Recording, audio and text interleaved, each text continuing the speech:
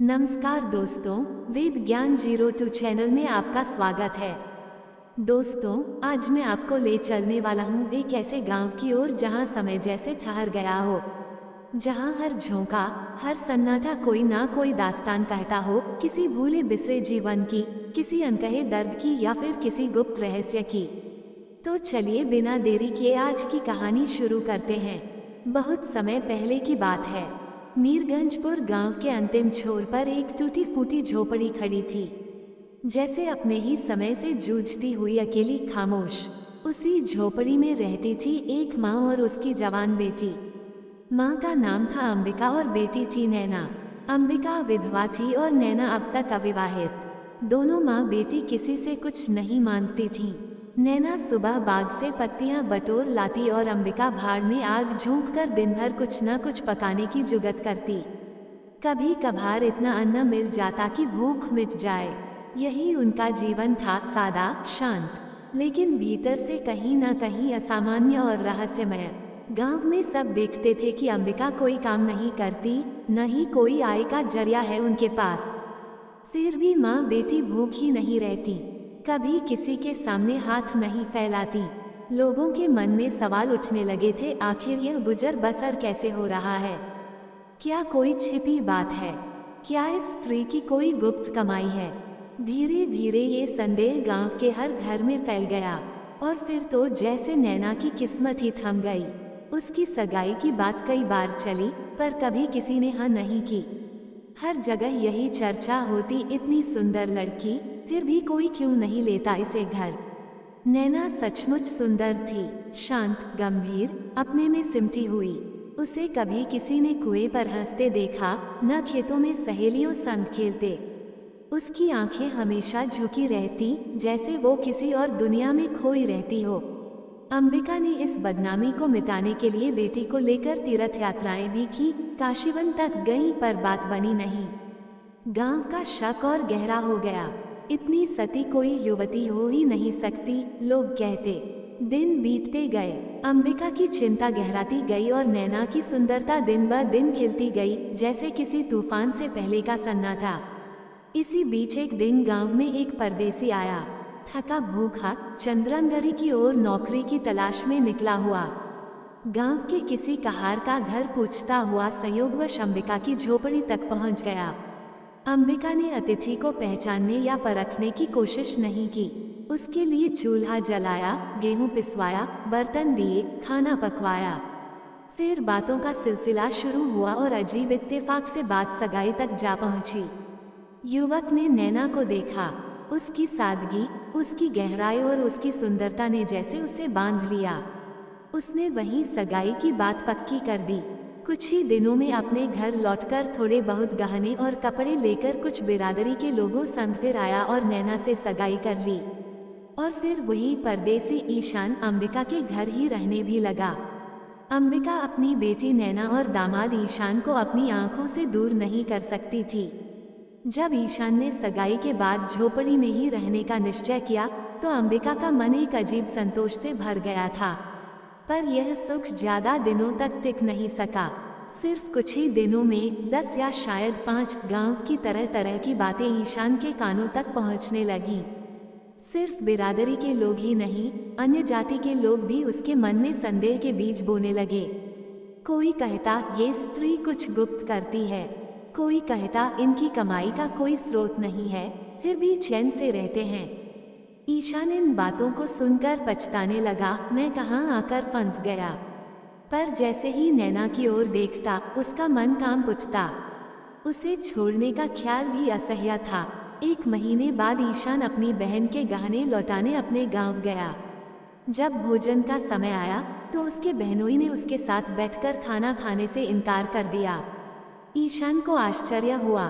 उसने पूछा, तुम क्यों नहीं खाते मेरे साथ? बहनोई ने टालते हुए कहा, तुम खा लो, मैं बाद में खा लूंगा। ईशान ने फिर जोर देकर पूछा, बात क्या है? तुम मुझसे परहेज क्यों कर रहे हो? तब बहनोई ने स्पष्ट कहा, जब तक पंचायत न हो जाए, मैं तुम्हारे साथ कैसे खा सकता हूँ? तुमने बिना बिरादरी की इजाजत के पथरिया जाकर एक हरजाई लड़की से सगाई कर ली। क्या किसी से पूछा? ईशान का मन टूट गया। वह चौके से उठ गया, अपनी मिर्जाई पहन ली और उसी रात ससुराल लौट आया, लेकिन बिना किसी को कुछ बताए, बिना किसी से कुछ कहे। नैना को नींद में ही छोड़कर कहीं चला गया। नैना को कुछ पता न चला, वह नींद में थी। उसे आभास भी नहीं था कि वह रत्न, जो उसने कठिन तपस्या से पाया था, अब उसे चुपचाप छोड़कर जा चुका है। साल बीते गए, लेकिन ईशान का कोई समाचार न आया, ना कोई चिट्ठी, ना कोई संदेश। पर नैना दुख में भी प्रसन्न दिखती थी। वह मांग में सिंदूर भरती, रंग बिरंगे कपड़े पहनती और होठों पर लाली लगाती। ऐसा लगता मानो वह अपने भीतर किसी अदृश्य शक्ति से बंधी हो। ईशान भजनों की एक पुरानी किताब छोड़ गया था, जिसे नैना बड़े मन से पढ़ती और गुनगुनाती। ईशान ने उसे हिंदी पढ़ना सिखा दिया था। अब वह टटोल टटोल कर भजन पढ़ लेती थी। पहले नैना अकेली बैठती, मीरगंजपुर की औरतों से बात करने में झिझकती थी, क्योंकि उसके पास वह गर्व करने योग्य वस्तु नहीं थी, उसका पति। अन्य स्त्रियां अपने पतियों की बातें करती, पर वह किसका जिक्र करती? अब उसकी भी एक कहानी थी। अब उसका भी पति था और वह अधिकारपूर्वक औरों के बीच बैठ सकती थी। वो ईशान की बातें करती, उसका सज्जन स्वभाव, उसका प्रेम, उसकी वीरता। इन बातों से उसे कभी तृप्ति न होती। स्त्रियां पूछती, ईशान तुम्हें छोड़कर क्यों चला गया? कोई कहती, क्या करते? मर्द कभी ससुराल में पड़ा रहता है, बाहर जाकर कुछ कमाना तो मर्दों का ही काम है। जब कोई पूछता, पत्र क्यों नहीं भेजते, तो वह मुस्कुराकर जवाब देती, पता बताने में डरते हैं, जानते हैं ना नैना तुरंत पहुंच जाएगी। वो बहुत ठीक करते हैं कि चिट्ठी नहीं भेजते। बेचारे परदेश में कैसे गृहस्थी संभालते होंगे। कभी कभी कोई कटाक्ष करता, जरूर झगड़ा हुआ होगा, नहीं तो बिना बताए क्यों चले जाते। नैना हंस देती, अपने देवता से भी कोई झगड़ा करता है, अगर वो कुछ कह कर जाते तो क्या मैं उनके पैरों से लिपट न जाती। एक दिन एक बूढ़ा ब्राह्मण जो चंद्रनगरी से आया था, अंबिका के घर ठहरा। उसने पास ही के किसी गांव का नाम लिया और बताया कि वह चंद्रनगरी में ईशान का पड़ोसी है। उसने बताया कि ईशान ने उसे नैना को बुलाने भेजा है। उसने 2 साड़ियाँ और यात्रा खर्च के कुछ रुपए भी दिए थे। ये सुनकर नैना की खुशी का ठिकाना ना रहा। वह तुरंत साथ चलने को तैयार हो गई। गांव की सभी औरतों से गले मिली। अंबिका उसे स्टेशन तक छोड़ने गई। सभी स्त्रियां कहती थीं, बेचारी के भाग्य जाग गए, नहीं तो यहीं गुमनाम मर जाती। रास्ते भर नैना के मन में विचारों की लहरें उठती रहीं। न जाने अब कैसे दिखते होंगे, मूछें अच्छी तरह निकल आई होंगी, शरीर भर गया होगा, बाबू साहब बन गए होंगे। लेकिन मैं पहले 2-3 दिन बात नहीं करूंगी, फिर धीरे से पूछूंगी, तुम मुझे छोड़कर क्यों गए? क्या किसी की बात पर इतना भरोसा कर लिया? अगर मेरे बारे में कोई कुछ कह दे तो तुम बिना सच जाने छोड़ दोगे? वह मन ही मन आगे सोचती रही। अब वो खुद बुलाने आए हैं, यही क्या कम है। मैंने ही दया की कि चली आई, नहीं तो कह देती नहीं जाऊंगी तुम्हारे पास, तब तुम दौड़े आते। तब करने से देवता भी सामने प्रकट हो जाते हैं, तुम कैसे न आते? रास्ते भर वह उत्सुकता से ब्राह्मण से पूछती, अब कितनी दूर है? धरती के किनारे रहते हैं क्या? उसके मन में कई सवाल थे, लेकिन संकोचवश सब नहीं पूछ सकी। मन ही मन सोचती, उनका बड़ा मकान होगा, नौकर भी होगा, मैं उसे भगा दूंगी। दिन भर पड़े पड़े क्या करूंगी? काम करूंगी, लेकिन अपनी मर्जी से। बीच बीच में उसे घर की याद भी आ जाती। अंबिका अब अकेली होंगी, बकरियां कौन चराता होगा? मैं उन्हें पैसे भेजूंगी, जब लौटूंगी तो बहुत से उपहार लेकर आऊंगी, बकरियों के लिए नमक, चोकर भी। नैना अपनी कल्पनाओं में खोई हुई थी, वह कल्पनाएं जो एक नवविवाहिता के मन में घर कर जाती हैं जब वो वर्षों की प्रतीक्षा के बाद अपने प्रियतम से मिलने जा रही हो। रास्ते भर वह मीठे मीठे सपनों में डूबी रही। अब वो सामने खड़े होंगे, मुझे देखते ही चौंक उठेंगे। मेरे बालों की बिंदी, मेरी मुस्कान उन्हें पहचानते ही तो बन पड़ेगी। मगर पगली क्या जाने, जिस मन में उसने विश्वास बोया था, उस मन में अब कुछ और ही चल रहा था। जिस ब्राह्मण को वह गुरु जैसा समझ रही थी, वही तो किसी भेष में छल का पिशाच निकला। वो ईशान की याद में भावुक थी, मन की मिठाई खा रही थी, मगर उसे नहीं पता था कि यह मिठाई कड़वाहट में बदलने वाली है। तीसरे दिन ट्रेन चंद्रनगरी पहुंची। नैना का दिल जोर जोर से धड़कने लगा। बस अब वो यहीं कहीं होंगे, किसी कोने में खड़े होंगे, अब आते ही होंगे। ये सोचकर उसने अपने चेहरे पर घूंघट डाल लिया, अपने मन को संभाल लिया और शालीनता से बैठ गई। मगर स्टेशन पर ईशान कहीं नहीं था। ब्राह्मण ने चारों ओर देखने का नाटक किया और फिर लौटकर बोला, ईशान यहाँ नहीं है, शायद किसी काम में फंस गए होंगे या आने की छुट्टी नहीं मिली होगी। मालूम भी तो नहीं था कि हम किस गाड़ी से आ रहे हैं, इसलिए स्टेशन पर आना भी मुश्किल था। ब्राह्मण ने कहा, आओ हम उनके डेरे पर चलते हैं। दोनों तांगे पर बैठे। नैना ने जीवन में पहली बार तांगे की सवारी की थी। उसे गर्व हो रहा था, कितने ही बाबू लोग पैदल जा रहे हैं और मैं तांगे पर बैठी हूँ। कुछ ही देर में गाड़ी एक विशाल भवन के सामने रुकी। फूलों के गमले, सीढ़ियाँ, चमकते गलियारे। नैना विस्मित थी। क्या ये सारा ईशान का है? कितना किराया देना पड़ता होगा? लेकिन ईशान तो रुपयों को कुछ समझते ही नहीं। उन्होंने तो सब कुछ छोड़ दिया मेरे लिए। धीरे धीरे वह सीढ़ियाँ चढ़ती गई। हर कदम पर उसका दिल धड़कता रहा। कहीं अभी ईशान ऊपर से उतरते आ गए तो क्या कहूँगी। अच्छा हो वे सो रहे हों और मैं उन्हें जगाऊं और वह चौंक कर मेरी ओर देख लें। सीढ़ियों के अंत में ब्राह्मण उसे एक साधारण कोठरी में ले गया। ईशान का डेरा। वहाँ न ईशान थे, न उनका कोई चिन्ह, बस एक खाट, 2-4 बर्तन और एक घड़ा। नैना थोड़ी निराश हुई। तो यह उनका कमरा है, शायद ये भवन किसी और का है। ईशान ने केवल एक कोठरी किराए पर ली है। उसने घड़े से पानी पिया, झाड़ू उठाए, बर्तन धोए, कोठरी को सजाया। उस छोटे से कमरे में उसे वही अधिकार और अपनापन महसूस हुआ जो उसे कभी अपने मायके में भी नहीं हुआ था। ... का निधन हो गया। उनके जाने के बाद मन की स्थिति इतनी विचित्र हो गई कि हर क्षण लगता जैसे वो मुझे बुला रहे हैं। पहले केवल स्वप्न में आते थे, लेकिन बाद में जागती अवस्था में भी उनका आभास मिलने लगा।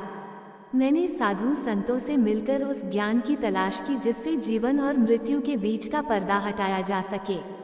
मैं वैधव्य या धर्म जानती थी, मुझे प्रवचन नहीं, साक्षात दर्शन चाहिए था। तभी वह बूढ़ा ब्राह्मण मेरे जीवन में आया, जो एक सन्यासी का रूप धारण किए हुए था। उसने मुझे मोह में बांध लिया। एक रात मैंने घर वालों से झूठ कहकर उसके कहे अनुसार पीपल के नीचे उसके धनी पर पहुंची। वो उस रात ऐसा लगा जैसे कोई देवता साक्षात उपस्थित हो। उसने मेरे सिर पर हाथ रखा और न जाने क्या किया। मैं अचेत हो गई। जब होश आया तो रेल में बैठी थी। घर लौट भी जाती तो समाज मुझे स्वीकार नहीं करता। अब वही रास्ता था जो उसने बताया। एक टापू की ओर मजदूरी के लिए जा रही हूँ। हाँ, पर एक निश्चय कर चुकी हूँ, अगर किसी ने मेरी ओर कुदृष्टि डाली तो या तो मैं उसके प्राण लूंगी या आपने। नैना ये सब सुनकर स्तब्ध रह गई। ऐसा लगा जैसे उसका जहाज नहीं, उसकी आशा नौक डूब रही हो। अपने मीरगंजपुर गांव में उसने सुन रखा था कि गरीबों को विदेश ले जाकर मजदूरी करवाई जाती है और जो वहां जाते हैं वे कभी लौटकर नहीं आते। हे भगवान, यह मेरे साथ क्या हो गया? नैना ने दुखी होकर कहा। उस स्त्री ने उत्तर दिया, ये सब पैसे के लोभ में होता है। एक एक औरत के बदले कुछ रुपए मिलते हैं, इसीलिए उन्हें फंसा कर ले जाते हैं। नैना का मन बुझ गया। उसे अंबिका की याद आई। गांव, बकरियां, सहेलियां, एक एक चेहरा उसकी आंखों में तैरने लगा। मन में विष घुलता जा रहा था। हे ईश्वर, अगर यही जीवन देना था तो क्यों जन्म दिया? तभी उसने उस स्त्री से कहा, बहन, अब क्या करना होगा? स्त्री ने उत्तर दिया, वहां जाकर ही पता चलेगा। अगर मजदूरी करनी पड़ी तो कर लेंगे, लेकिन किसी ने गलत इरादा किया तो मैं उसे नहीं छोड़ूंगी। वह स्त्री अपनी कहानी बताकर थोड़ी हल्की हुई और नैना को भी एक सहारा मिल गया। वह बोली, हम दोनों साथ रहेंगे, अब तो तुम्हारा ही सहारा है। स्त्री ने दृढ़ता से कहा, भगवान का भरोसा रखो और मृत्यु से मत डरो। उसी समय अंधकार ने समुद्र और आकाश को अपनी बाहों में भर लिया था। ऊपर था काला आकाश, नीचे था अथाह जल। नैना आकाश की ओर देख रही थी और उसकी संगिनी जल की ओर। जहाज से उतरने के बाद एक पुरुष यात्रियों के नाम लिख रहा था। उसका पहनावा अंग्रेजों जैसा था पर उसकी भाषा हिंदुस्तानी थी। नैना अपनी संगिनी के पीछे खड़ी थी। अचानक उस पुरुष की आवाज सुनकर वह चौंक गई। उसे लगा जैसे कोई स्वप्न देख रही हो। क्या ये ईशान है? उसने दोबारा ध्यान से देखा। हाँ, ये वही थे। हालांकि ईशान अब पहले जैसे नहीं रहे। उनके बाल पक चुके थे, चेहरा कठोर और थका हुआ लग रहा था, मगर उनकी आंखें और चाल वही थी। नैना की आंखों से आंसू बहने लगे।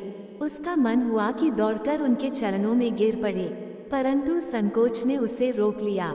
उसने अपनी संगिनी के कान में धीरे से कहा, बहन, जिसे तुम गालियां दे रही थी वही तो मेरे स्वामी हैं।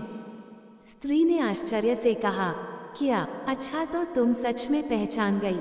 अब तो तुम्हारे भाग्य खुल गए बहन। नैना ने प्रेम से कहा, मैं तुम्हें कैसे छोड़ सकती हूँ। ईशान अब सरकारी कर्मचारी था। वो यात्रियों से बात बात में नाराज हो रहा था। किसी को धक्का, किसी को गाली और किसी को केवल जिले का नाम न बताने पर डांट देता था। नैना एक ओर सहम भी रही थी और दूसरी ओर उसके अंदर एक गर्व की भावना भी जन्म ले रही थी। यह उसके स्वामी हैं, जिनका यहाँ इतना अधिकार है। जहाज से उतरने के बाद यात्रियों के पंजीकरण का कार्य चल रहा था। तभी ईशान सामने आकर खड़ा हो गया। उसकी आंखों में एक अजीब प्रकार की कठोरता और संदिग्धता थी।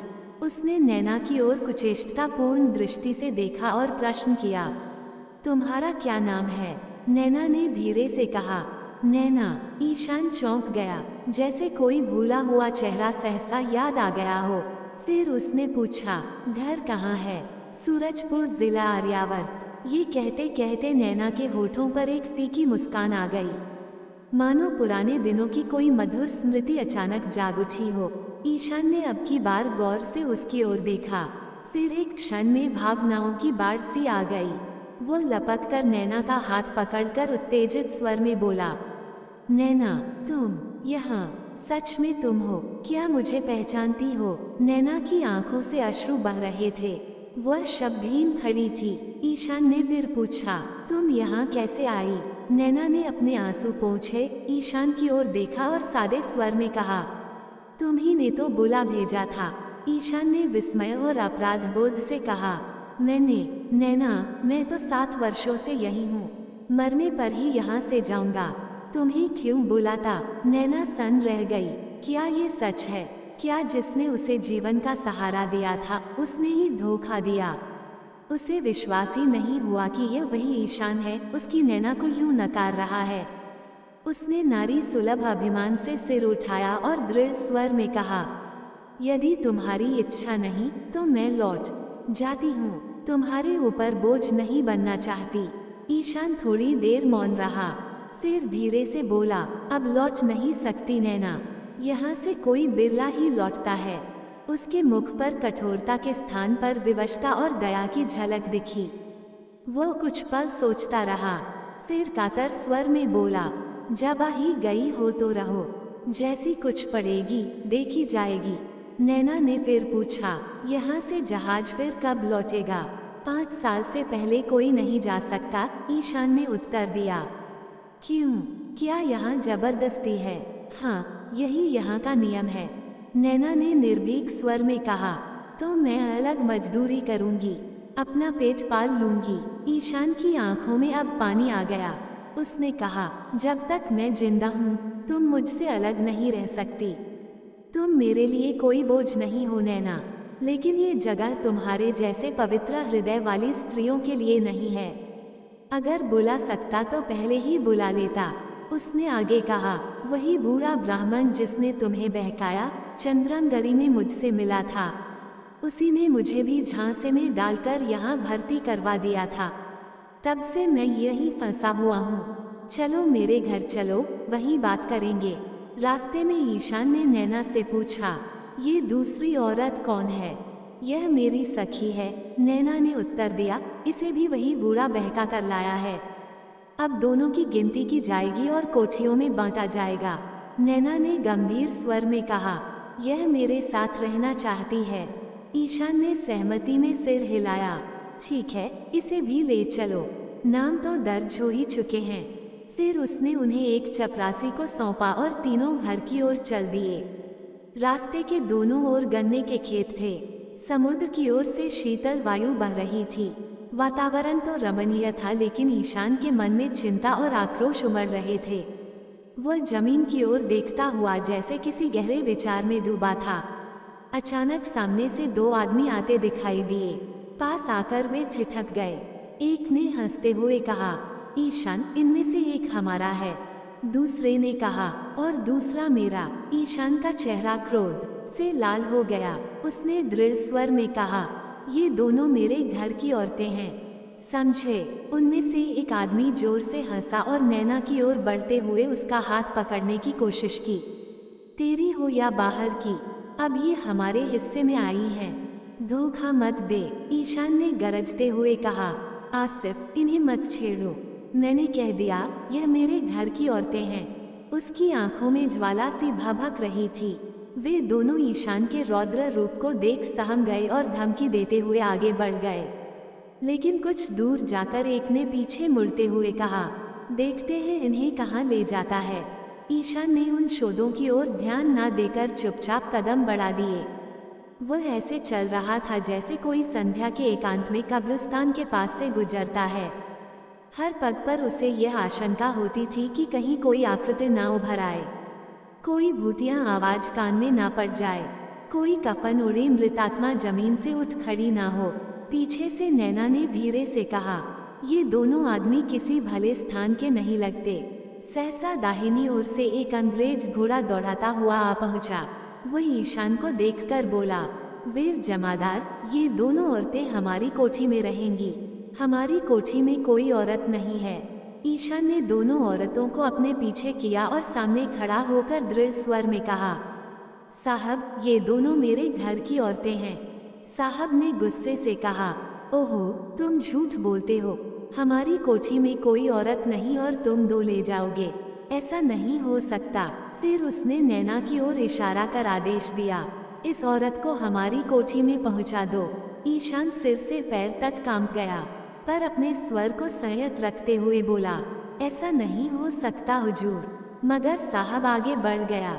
उसकी आंखों और कानों तक ईशान की बात पहुंची ही नहीं। उसने आदेश दे दिया था और जमादार के लिए हुक्म की तामील करना ही धर्म था। सफर निर्विघ्न समाप्त हुआ। आगे मजदूरों के मिट्टी के घर थे। द्वारों पर स्त्री पुरुष बैठे हुए थे। सबकी निगाहें इन दोनों स्त्रियों पर टिकी थी। कुछ संकेत करते, कुछ मुस्कुराते, कुछ खुले शब्दों में टीका करते।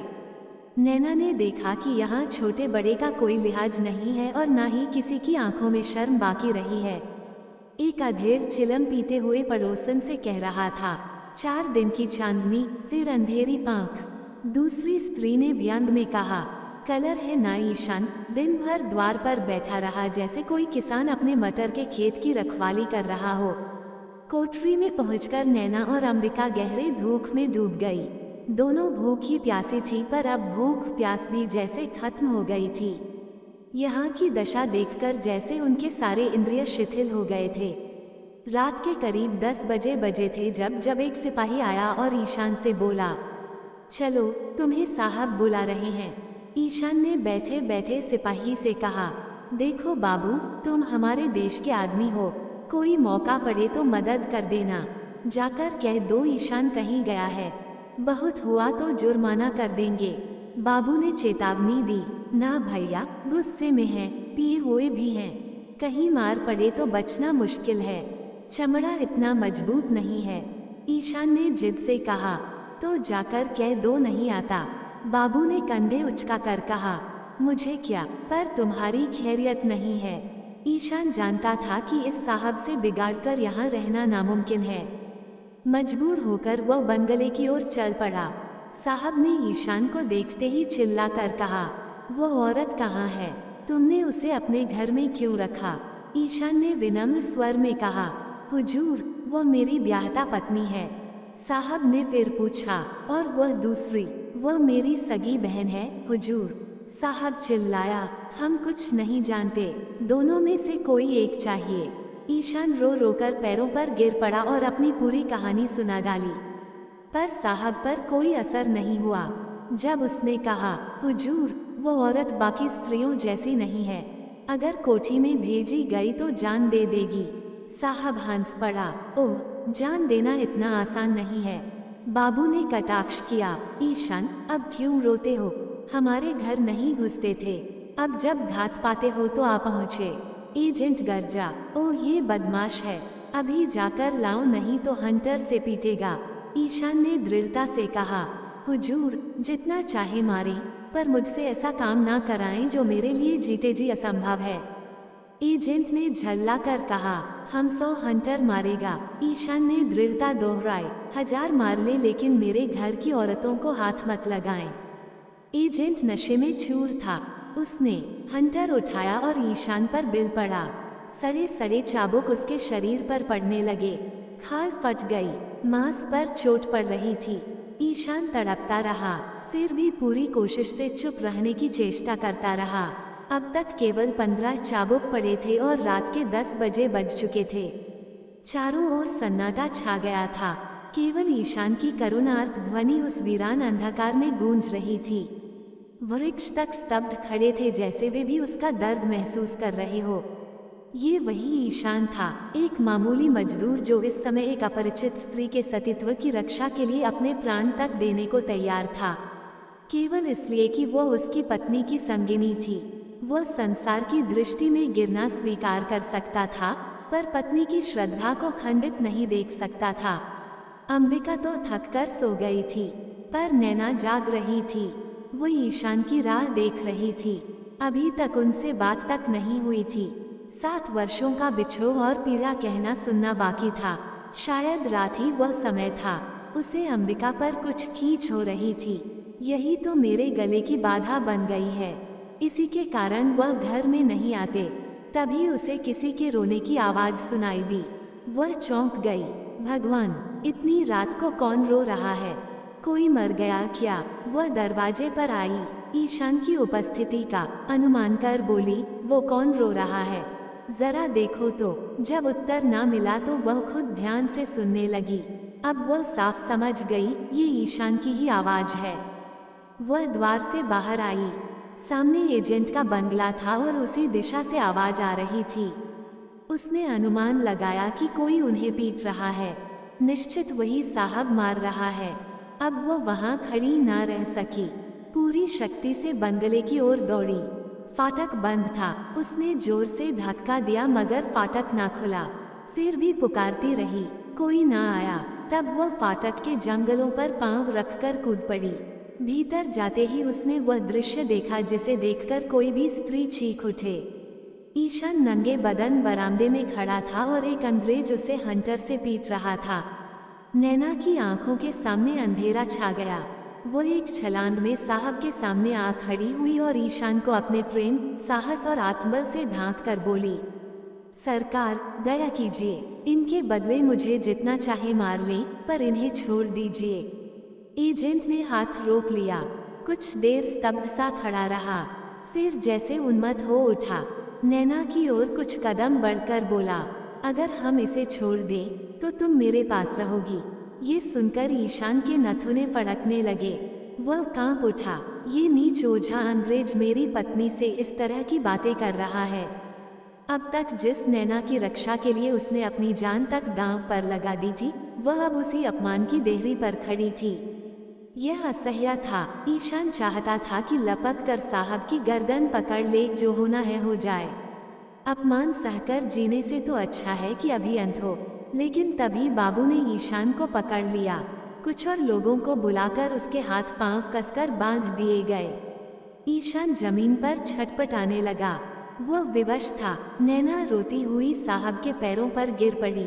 उसकी आवाज भर्राई हुई थी, पर शब्दों में विनती थी, हुजूर, इन्हें छोड़ दीजिए, मुझ पर दया कीजिए। एजेंट ने फिर पूछा, क्या तुम हमारे पास रहोगी? नैना ने अपमान का घूंट पीते हुए उत्तर दिया, हाँ, रहूंगी। बाहर बरामदे में ईशान पड़ा कराह रहा था। उसकी देह सूजन से भरी थी, घावों में जलन थी, अंग जकड़ गए थे, हिलना भी मुश्किल था। हवा तक तीर की भांति घावों को चुभ रही थी, पर यह सब पीड़ाएं अब गौण हो चुकी थीं। असह्य ये था कि उसी घर में साहब और नैना एक साथ हैं, और वह एक विवश पुरुष कुछ भी नहीं कर पा रहा। वह कान लगाए सुनने की चेष्टा करता रहा। शायद नैना चिल्लाकर बाहर भागे, शायद साहब उसका पीछा करें, शायद कुछ ऐसा हो कि मैं अपनी व्यथा भूलकर फिर उठ खड़ा हो जाऊं। परंतु समय बीतता गया, कोई चीख, कोई भागने की आहट नहीं, सब शांत था। कमरे में साहब शराब पी रहा था, नैना के हाथ में गोश्त काटने का छुरा था, वो उससे खेल रही थी। अचानक उसकी नज़र एक चित्र पर पड़ी जिसमें एक माँ बैठी हुई थी। नैना ने पूछा, साहब ये किसकी तस्वीर है? साहब ने जवाब दिया, ओह ये हमारे खुदा की माँ मरियम है। नैना ने कहा, बड़ी अच्छी तस्वीर है साहब, आपकी माँ जीवित है न? वो मर गई, जब हम यहाँ आए तो वह बीमार थी, हम देख भी न सका। नैना बोली, तब तो उन्हें बहुत दुख हुआ होगा, क्या आपको अपनी माँ का स्नेह नहीं था? वह रो रोकर मर गई और आप देखने भी नहीं गए, तभी आपका दिल कठोर हो गया। साहब की आंखों में करुणा की हल्की सी परछाई झलक पड़ी। उसने बताया, हम अपनी माते को बहुत चाहता था, वह दुनिया की सबसे अच्छी औरत थी। हमारे बाप के मरने के बाद माते ने कोयले की खान में काम करके हमें पाला। नैना भावुक स्वर में बोली, तब तो वह देवी थी जिन्होंने इतनी गरीबी झेली पर तुम्हें पाला। उन्हीं की संतान होकर भी तुम्हें किसी पर दया नहीं आती। साहब बोला, वह दीवार पर लगी तस्वीर उन्हीं की है। नैना ने चित्र को देखा और कहा, वो सचमुच देवी प्रतीत होती हैं, करुणा की मूर्ति। क्या वह तुम्हें कभी मारती थी? साहब बोला, कभी नहीं, वो बहुत गरीब थी, पर अपनी कमाई से कुछ न कुछ जरूर दान देती थी। किसी बेबाप के बच्चे को देखकर उनकी आंखें भर आती थीं। नैना तिरस्कार के स्वर में बोली, फिर भी उनके पुत्र होकर तुम इतने निर्दयी हो। वह स्वर्ग में रो रही होंगी, तुम्हारे कारण उन्हें स्वर्ग में भी चैन नहीं। अब साहब की सहन शक्ति जवाब दे चुकी थी। उसके अंदर का पश्चाताप एक ज्वालामुखी बनकर फूट पड़ा। दोनों हाथों से मुंह छिपाकर वह रो पड़ा। रोते रोते उसे हिचकी बंध गई। वह माता के चित्र के सामने खड़ा हो गया, मानो क्षमा मांग रहा हो। फिर आकर बोला, हमारे कारण माता को स्वर्ग में भी सुख नहीं मिला, हम कितना अभागा हैं। नैना शांत स्वर में बोली, थोड़ी देर में तुम्हारा मन बदल जाएगा, फिर वही अत्याचार, वही निर्दयता। नहीं, अब हम कभी अन्याय नहीं करेंगे। अभी ईशान को अस्पताल भेजते हैं। रात को ही ईशान को अस्पताल पहुंचाया गया, स्वयं एजेंट उसे लेकर गया। नैना भी साथ थी। ईशान बेहोश था, तेज बुखार में तप रहा था। 3 दिन बीते, ईशान ने आंखें नहीं खोली और नैना 3 दिन लगातार उसके सिरहाने बैठी रही। ना खाया, ना पिया, ना सोई, बस एक क्षण भी उसे अकेला ना छोड़ा। एजेंट भी बार बार हाल पूछने आता और हर बार नैना से क्षमा मांगता। चौथे दिन ईशान ने आंखें खोली। सामने नैना को देखकर वह क्षण भर के लिए स्तब्ध रह गया। नैना मुस्कुराई और पूछा, अब कैसा जी है? ईशान ने धीमे स्वर में पूछा, तुम यहाँ कब आई? मैं तो तुम्हारे साथ ही आई थी, तब से यही हूँ। नैना, साहब के बंगले में क्या जगह नहीं थी? अगर बंगले की चाह होती तो 7 समुंदर पार तुम्हारे पास क्यों आती? ईशान, आकर क्या सुख दिया मुझे? यही करना था तो मर क्यों ना जाने दिया? नैना क्रोधित हो उठी, तुम मुझसे इस तरह की बातें मत कहो, ऐसी बातों से मेरी देह में आग लग जाती है। ईशान ने मुंह फेर लिया, मानो उसके शब्दों पर विश्वास नहीं आया हो। नैना दिन भर उसके पास खड़ी रही, कभी पानी देती, कभी पंखा करती, पर ईशान चुपचाप पड़ा रहा। यह अविश्वास, ये तिरस्कार नैना के कोमल हृदय को भीतर से तोड़ रहा था। जिसे वह देवता समझती थी, उसका प्रेम खोकर वह जी कैसे सकती थी? प्रेम ही उसका जीवन था और वह प्रेम अब खो चुका था। रात्रि अपनी चरम सीमा पर थी। आधी रात बीत चुकी थी। आकाश में चांद की आभा मंद पड़ने लगी थी और तारे धीरे धीरे अपनी जगह छोड़ने लगे थे। उसी समय ईशान गहन निद्रा में डूबा हुआ था। शायद कोई सपना देख रहा था जिसमें जीवन के वे क्षण लौट आए हो जो अब केवल स्मृति बन चुके थे। नैना, जो अब तक चुपचाप उसके पास बैठी रही थी, धीरे से उठी।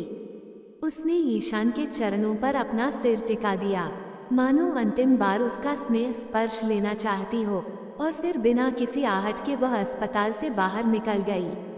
ईशान ने उसे त्याग दिया था, अब वह भी त्याग का उत्तर उसी त्याग से देने जा रही थी। अस्पताल से एक फरलांग की दूरी पर पूर्व दिशा में एक छोटी सी शांत नदी बहती थी। नैना उसी नदी के कगार पर आकर खड़ी हो गई। कुछ ही दिन पहले वह अपने गांव मीरगंजपुर में चैन से थी।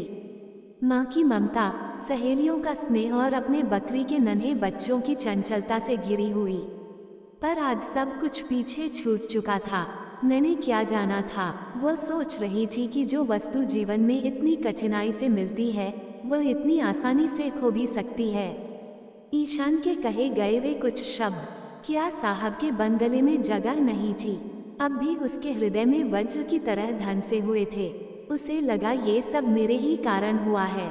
अगर मैं ना रहूं तो शायद वह फिर से सुख से जी सकेंगे। उसी क्षण उसे अंबिका की याद आई। वह अब अकेली, अनाथ, अपमानित कैसे जीवन बिताएगी। चलकर साहब से कह दूं कि उसे या तो उसके गांव भेज दें या किसी स्कूल में नौकरी दिला दें। उसने सोचा, उसे लगा अभी वह लौट जाए।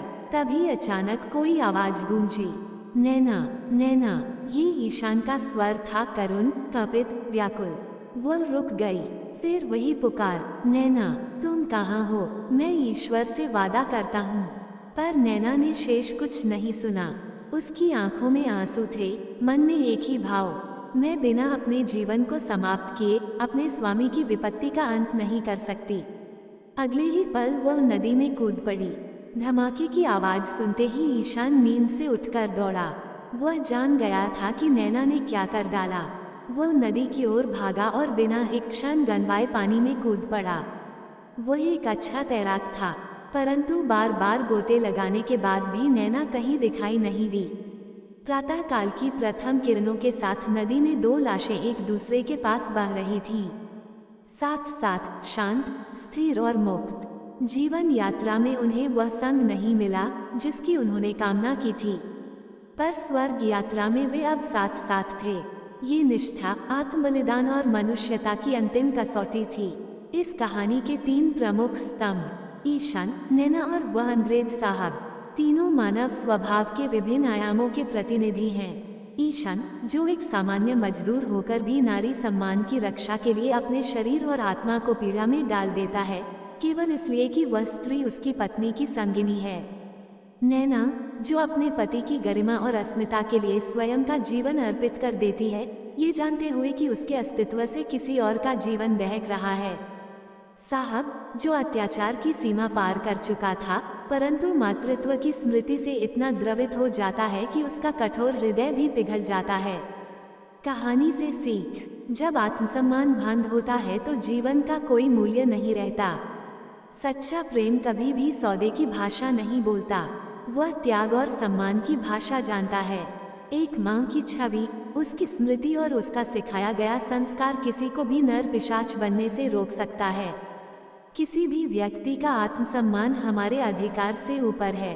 कभी किसी के प्रेम, निष्ठा या विश्वास को तोड़ने का अधिकार किसी को नहीं है। नारी केवल प्रेम और सौंदर्य की प्रतीक नहीं, वह साहस, बलिदान और मर्यादा की जीती जागती मिसाल है। प्रेम अगर सच्चा हो तो वह मृत्यु के पार भी अमर बना रहता है। माँ का आशीर्वाद और उसके संस्कार संसार की सबसे बड़ी शक्ति बिल्कुल होती, ये हर युग में दोहराई जाती है। जब किसी स्त्री का सम्मान, किसी प्रेम की निष्ठा या किसी माँ की ममता परीक्षा में डाली जाती है। प्रेम, त्याग और आत्मसम्मान का संगम, यही मानवता की असली पहचान है। प्यारे साथियों, तो कैसी लगी आपको हमारी यह कहानी? अगर कहानी अच्छी लगी हो तो कमेंट बॉक्स में ज़रूर बताएं। तो आज के लिए बस इतना ही, फिर मिलते हैं अगली वीडियो में एक और नई कहानी के साथ। तब तक के लिए खुश रहें, अपना और अपनों का ख्याल रखें। जय श्री राधे कृष्ण।